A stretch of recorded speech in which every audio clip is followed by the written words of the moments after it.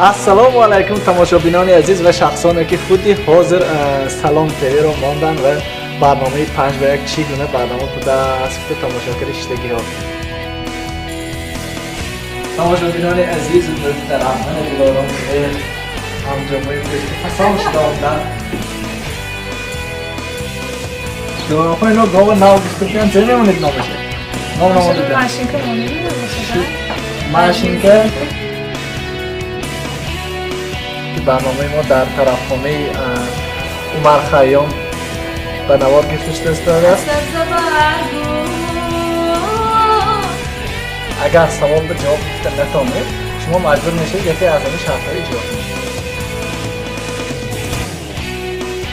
یکوی تپه کن سال تپه کو مونم شود بهتر بود. ابوی تپه که من بود من کلام تپه کنم.